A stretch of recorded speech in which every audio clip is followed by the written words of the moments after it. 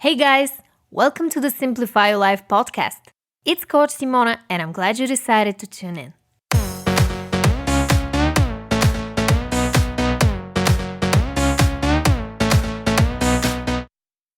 What's up, my beautiful ladies?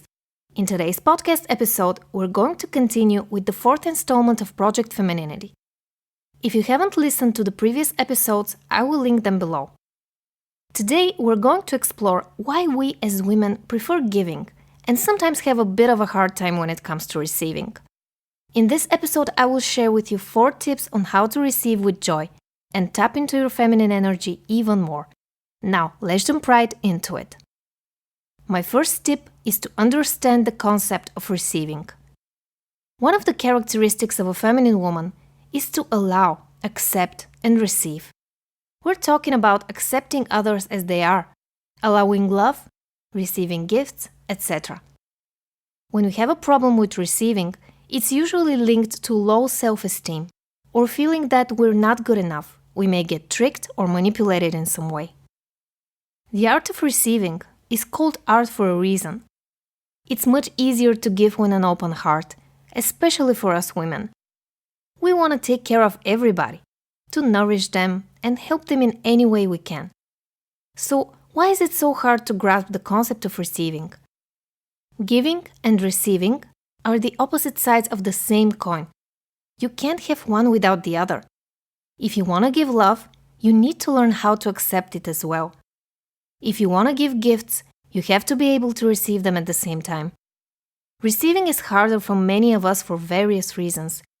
We may feel as if we're not enough, we're not worthy of love, we don't deserve the wonderful gifts the universe wants to give us, or we can't just accept an expensive gift without feeling guilty about it. So the first thing we're going to work on is your mindset when it comes to receiving. Ask yourself these questions. Pause the episode and come back once you've reflected on them. Number 1. Why do I have a problem with receiving? 2. What does receiving mean to me? 3. Was there a time in my childhood when I felt unworthy of receiving or felt manipulated and betrayed after I received something from my parents?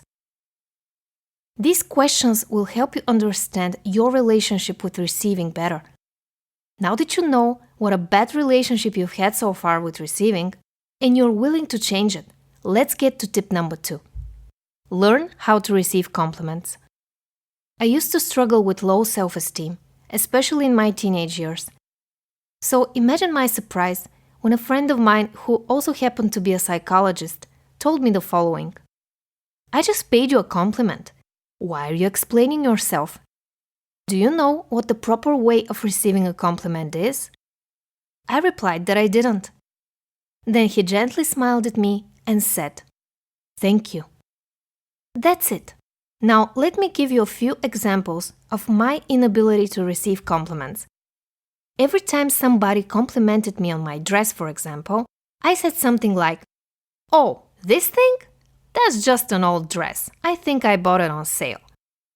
Another example. Somebody complimented me on my perfume, and I immediately complimented them back. "I love yours too." While paying a compliment back is not as bad as over-explaining yourself, it's still not the best way to reply to the person who's putting the effort to pay you a genuine compliment. Just smile politely, say thank you, and move on with your conversation. Following the right etiquette is extremely important if you want to become more feminine, so make sure to practice receiving compliments the right way. Number 3. Receive from Mother Nature. Whether we're talking about eating a delicious fruit or making a salad, these are all Mother Nature's gifts. Be grateful for all the beautiful things you have in your life, such as the sun that lifts your mood, the beautiful trees that give you oxygen, the wonderful flowers that you can smell for hours. We, as women, nurture our femininity by being connected to nature. It's important to feel gratitude for all the beautiful gifts Mother Nature has in store for us. We may neglect these things in our busy daily lives, but if you're grateful for all the wonderful things you already have in your life, it will be much easier to feel whole and at peace. Feeling at peace is directly linked to our feminine way of receiving gifts from the universe and the people around us. Which leads me to tip number 4. Receive material gifts. What if someone gives you something that you don't like? What if they catch you off guard and you don't have a present for them? What if you feel guilty? Or what if you don't want to receive that gift at all? Gifts come in all shapes and forms. A gift may be a hand-cooked meal from a relative, a bouquet of flowers from your husband, a bracelet from a friend. So, what should you do when you receive a gift you don't like? Say thank you. You may also add something like, "That's so thoughtful of you," to show that you appreciate the effort put into the present. What you do with the gift from that point on is entirely up to you. You don't owe them any explanation, and you definitely don't need to give them something back. We all give presents for different reasons, so in this case, it doesn't matter whether you like it or not. Appreciate the effort, thank them, and move on with the conversation. Now, what if you actually like the gift, but feel a little bit trapped? For example, your boyfriend, who you've been dating for a month, buys you an iPhone. Or a friend from college who you haven't seen in years buys you a trip to Europe. In this case, it's best to be honest and ask some questions to clarify the reason for gifting the gift. This may put your mind at ease and make it easier for you to accept it. For instance, let's take a look at the boyfriend's example. If he gets you a new iPhone, thank them and say that you can't believe he bought you a new iPhone. Tell them how much you appreciate it and ask them politely, "How did you think of that? What made you buy it?" They may have just wanted to surprise you for your birthday because they saw yours was broken.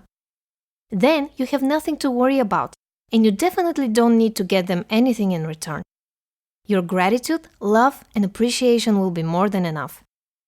Please let me know in the comments below, what is the best gift you've ever received?